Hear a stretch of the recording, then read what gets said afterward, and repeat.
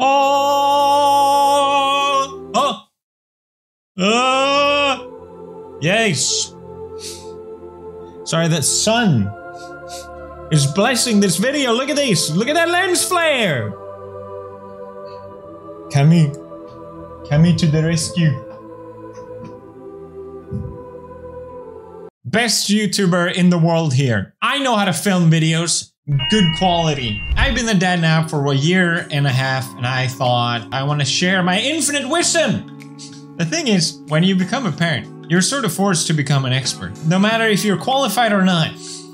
You have no choice. Learn everything there is to know. And people always ask me questions about Björn, what it's like to be a dad, and I thought, okay, here we go. I make a video. So I asked you guys on YouTube, and the most pressing question, the #1 thing people wanted to answer, when will Björn host meme review?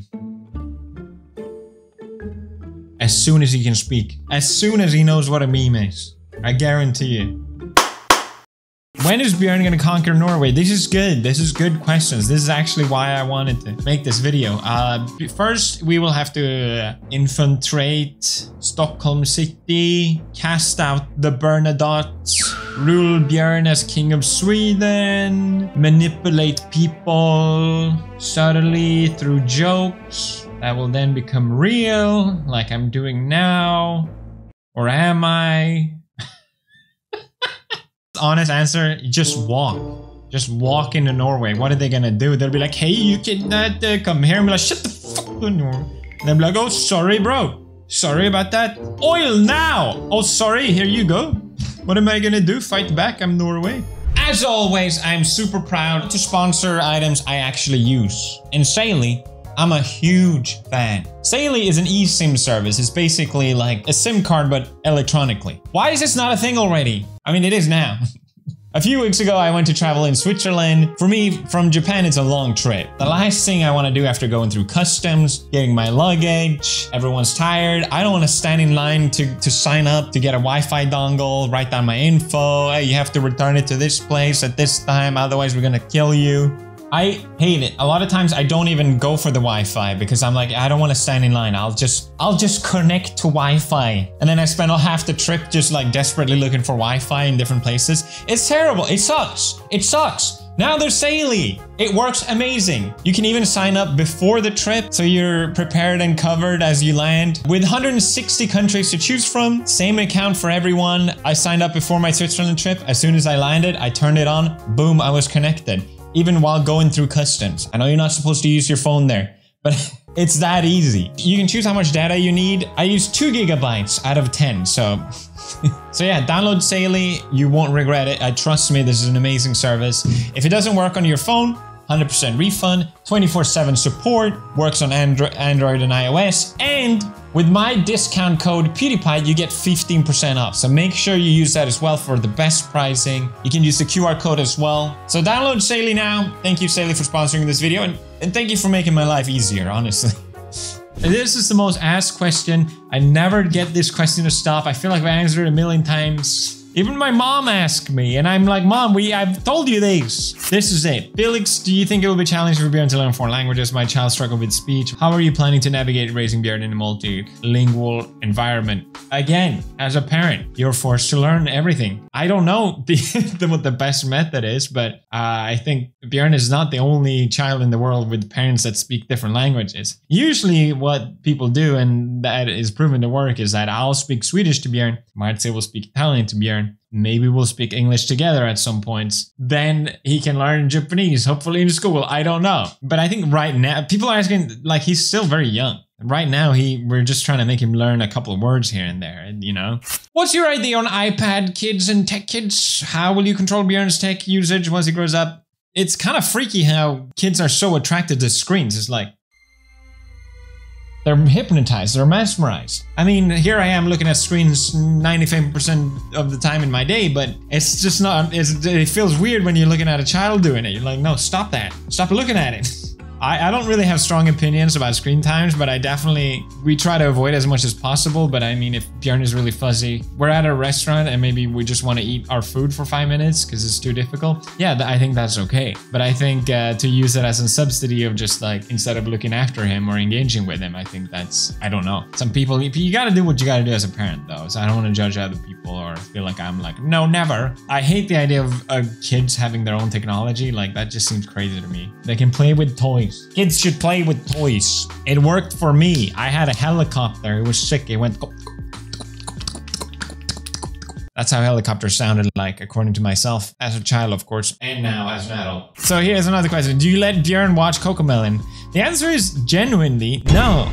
I think it's really shitty animation. If you have to let your kids watch something, there are so many more productive and better things out there. I know the whole Coco Melon feud or whatever, it's like a one-sided meme. It was a joke mainly, but I genuinely think it's really bad kids content and they should not be watching it. Sorry, Coco Melon, for being so real. Will you teach Björn how to play Minecraft? Now, this is the real stuff. Of course. Of course. Yes, of course. One thing I realized as a parent is that it's very easy to have opinions about kids if you haven't experienced any trouble with them, or had one for that matter. It's very easy to be principled and be like, no, a child should never play video games for more than 15 seconds. It's a very elaborate answer to this question, I realized. I think what I was getting at is that I'm cool with, I can't wait to play games with Björn. I do think what I would do as a parent is teaching balance. I think that's very important, to enjoy many different things, not just spend your entire day playing video games. I think that's bad as a child, and I think that's bad as an adult. There's more to life, and you enjoy things more if you separate them. What is the coolest thing Björn has done? Don't lie. Björn has done a lot of cool things. A few weeks ago, he learned how to high five. That was very cool. Honestly, like, when you have your kid and it's born, it can't do anything. It's completely useless.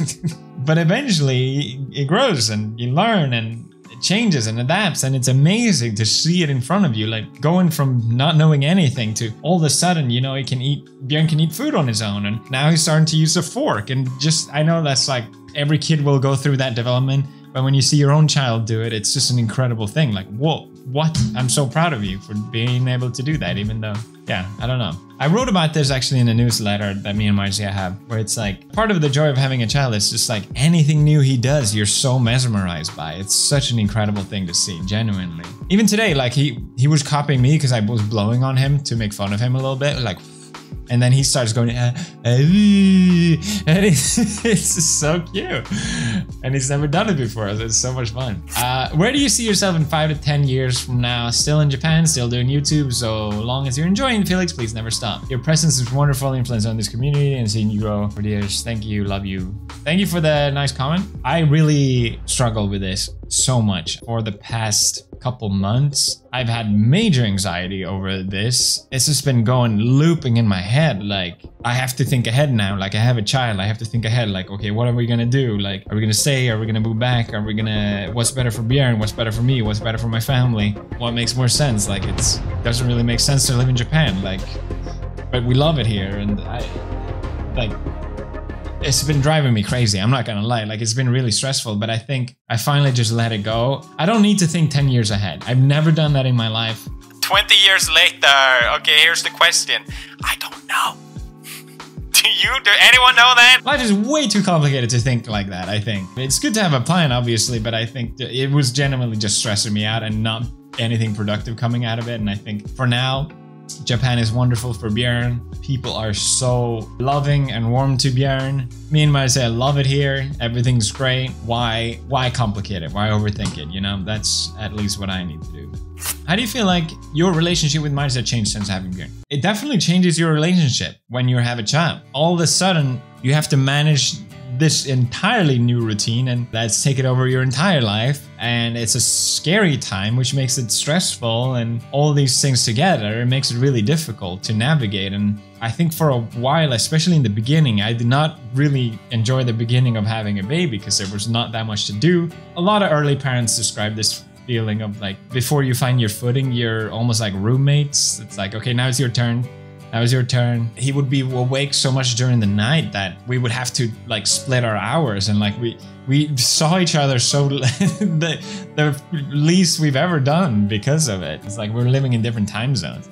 So I think that was really hard, but now that Björn is becoming more of a boy, it's just wonderful, and we are both so incredibly proud of Björn. And now we have this amazing thing that we have together, and we're sharing, and so much to look forward in the future. It's just like made us into a family, and that's a wonderful, wonderful thing. I love it. Who usually gets up to 3 a.m. to attend to Björn? Usually his mom. I try my best, okay? Honestly, like it depends, but we switch back and forth. So if someone has to do the night, then that person gets to sleep in, and so it kind of balances out. But yeah, my mama usually. What's it like developing your bond with Björn from when he was an infant to now? Yeah, I kind of talked about it already, like how a lot of parents love the infant phase. They see it as like a mini holiday. And I'm like, did we experience the same thing? Like when it was the worst, it was super stressful. Every baby's different, obviously, so I think that's probably ties into it. But yeah, some people say that the infant stage is like, yeah, we just watch TV, we just relax, we just stay at home. I'm so glad that now I can finally do stuff with Björn. I think that's when our bond grows. Like we have a day a week now where me and Björn do things together. We go out, we have lunch together. I chat with him while we're out. Like it's like hanging out with a really cool friend. I love it. I think that's where the bond comes. Maybe it's different for everyone, but I remember like for me, it wasn't like an on and off switch. Like, oh, you have a child now. Father instinct immediately kicks in, you know? It takes time to grow it. What's your advice for new parents, something you wish you knew before? Do not listen to anyone or take any advice from anyone that hasn't had a child within the last 2 years, because they don't remember anything. Honestly, I cannot believe this. Ask anyone anything about having a kid that is older than a couple years. They will not remember a single goddamn thing. It's as if they went through this traumatic event and their brain has just completely blocked out all the information that they received from it. I swear to God, if I didn't see the people's kids in front of me, I wouldn't even believe they had a child to begin with. Because I'm asking them questions, very basic questions like, okay, so when did you start doing this? Or okay, so so how did you tackle these things? They're like, I don't know. It's like, what the fuck? You're the least helpful person. So ask someone that had a child recently. Aren't you after bringing a baby into the world looks as beautiful as ever? I admire her. That's right. She's got that mom glow. More gorgeous than ever. I absolutely agree. How has your perspective on life changed since becoming a dad? How do you balance responsibilities and split tasks with mindset? You know, before having a kid, I always memed hating kids. It is kind of funny, like now I'm all of a sudden noticing other kids and I look at them and I'm like, they're so cute. And like you emphasize with other parents, like if I hear a baby crying, it's not annoying to me. I feel bad for the parents having to deal with it or whatever. And you try and help if you can. So it does change your perspective so much. How were you parented as a kid and what methods do you want to continue and abandon for Björn? Okay, so a meme online is this like millennial soft parenting. Everyone makes fun of it because it's like, it's just bullshit. Like you need to just tell a child off sometimes. But the millennial way is like sitting down, talking to them. How are you feeling? You know, yeah, I think that's probably a balance. But I do remember, I think I was soft parented. Because I remember one time I bit at kindergarten. I think I must have been 3 or 4 years old. This is one of my earliest memories. I bit my friend in the ear.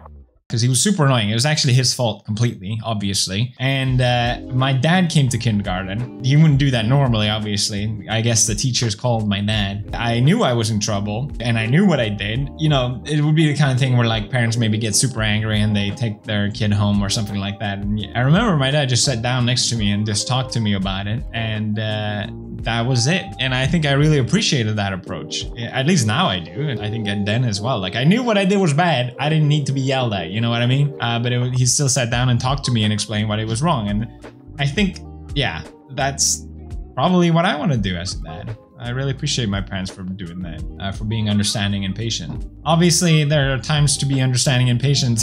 there are times to just be like, just knock that shit tough. You're gonna hurt somebody or yourself.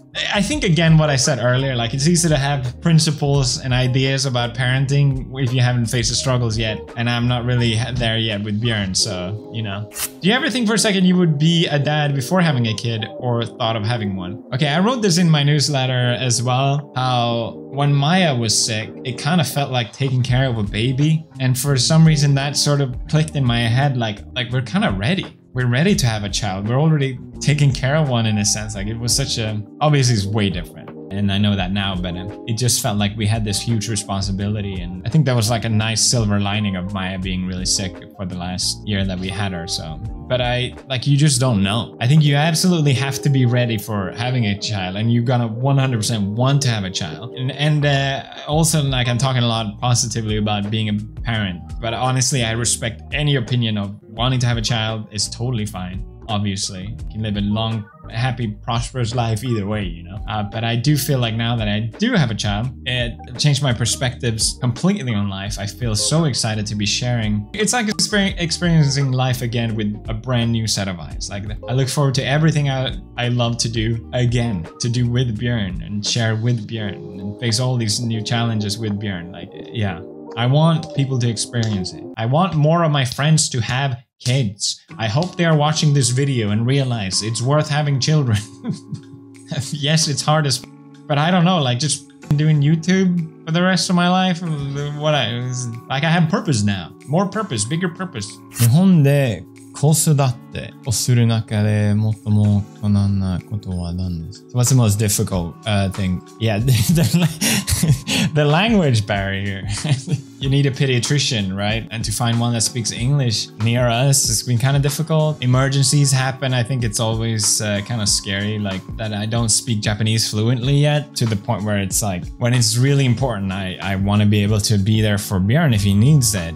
And a lot of times people don't speak English here in Japan, so it's really difficult and scary. And it's a good motivator for me to actually, like, learn the language better. And I think also, like, okay, I learned these recently. In Japan, they have a ton of international schools. A ton of them. They're everywhere. But it's not like international kids are going there. It's for Japanese kids to learn English. International school just means super expensive English lessons for kids. We don't need to pay a ton of money for Björn to learn English. He's not gonna do that anyway, so.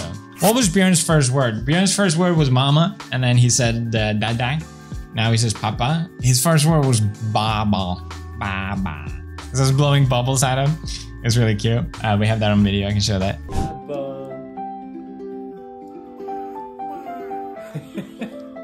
He hasn't really said it yet. He's really in the phase where now he's starting to really pick up words. He's also said lampa one time, which means lamp in Swedish. Increases vocabulary slowly but surely. And yeah, it's amazing to see him speak. It's funny because he understands us. You can ask him questions and he can say, like, you know, he'll tell you if he wants to do something or not. It's really, really cute. So even though he can't really speak, you can still communicate with him. Which is, again, like a thing he couldn't do before. And now he can. And it's like, what? That's incredible. I've simped for my child this entire video. Thank you for watching. I hope maybe that was helpful for people considering ever becoming a parent. You know, there's a lot of things to consider, and maybe you find it helpful. If anything, thank you guys for always being so sweet and wonderful. All the comments about Björn has been in the vlogs especially, like, it's been so nice, and it makes me actually want to share him online. Like, a lot of people are very opinionated about having kids online or not, and I think I share those opinions, but he's so young right now that it doesn't matter. Like, he doesn't understand any of it. I don't have a personal issue having kid photos of me online. Like, that doesn't matter to me. So, but you know, there will definitely be a time where we will not show Björn online, and that will probably be the end of the vlogs. So I just wanted to be upfront about that now. But for now, yeah, we really, really appreciate all the love. So thank you, Brofist.